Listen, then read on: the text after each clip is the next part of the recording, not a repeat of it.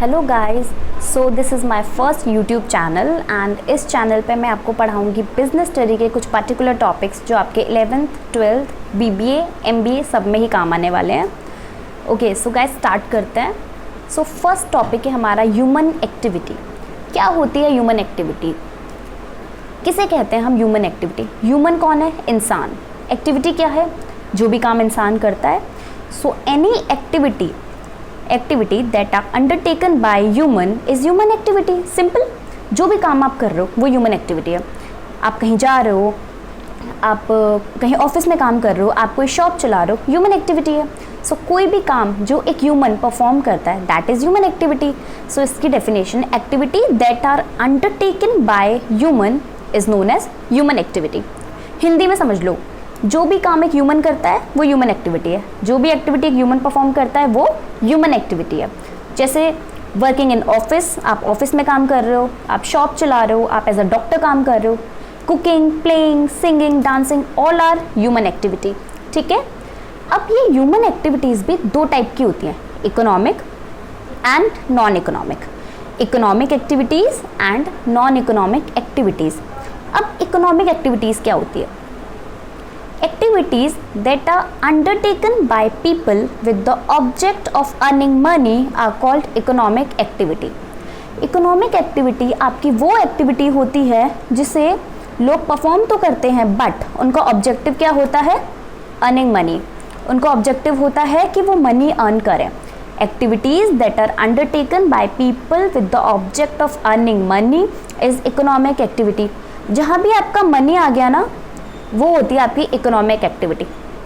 Basically economic activity मतलब वो activity जो आप मनी के लिए कर रहे हो, जिसका एम ही मनी अर्न करना है। जैसे आप कुकिंग कर रहे हो नॉर्मल, उसके लिए कोई आपको पे नहीं कर रहा, तो वो इकोनॉमिक एक्टिविटी नहीं होगी। बट आप किसी के घर में कुकिंग कर रहे हो, जैसे आप किसी के घर में कुक हो या मेड हो, या आप होटल में कुकिंग कर रहे हो फॉर मनी, तो दैट इज़ इकोनॉमिक एक्टिविटी। ठीक है। जो भी एक्टिविटी मनी मोटिव से की जाती है that is economic activity. I hope economic activity आपको क्लियर हो गया होगा। Next is non economic activity. अब नॉन इकोनॉमिक से पता चल रहा था जो हमने मनी के लिए किया है। नॉन इकोनॉमिक जिसमें हमारा मनी मोटिव नहीं होगा। So activities that are undertaken by person or people or individual with the motive of getting psychological satisfaction, वो होती है नॉन इकोनॉमिक एक्टिविटी। हिंदी में समझते हैं नॉर्मल शब्दों में।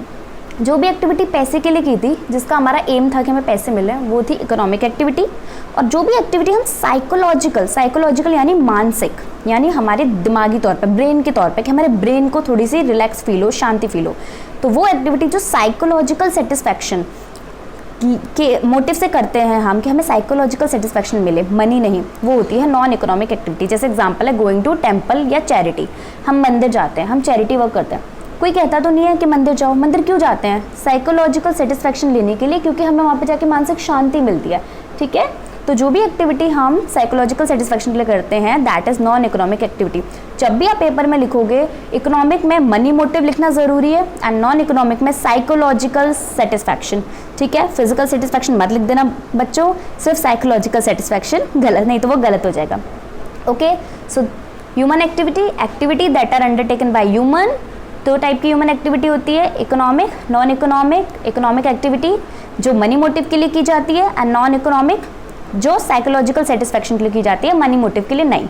एक डिफरेंस समझ लेते हैं। मान लीजिए एक टीचर है, ठीक है, वो टीचर स्कूल में पढ़ा रहा है, उसे उसके लिए पेमेंट मिलता है, तो वो कौन सी एक्टिविटी हुई? इकोनॉमिक। बट वही टीचर अगर घर पे अपने बच्चे को पढ़ा रहा है, तो वो क्यों कर रहा है? वो साइकोलॉजिकल सेटिस्फैक्शन के लिए, तो वहाँ पे वो नॉन इकोनॉमिक एक्टिविटी हुई। इकोनॉमिक एक्टिविटी के 3 टाइप्स हैं, बिजनेस, प्रोफेशन एंड एम्प्लॉयमेंट। वो हम नेक्स्ट वीडियो में कवर करेंगे।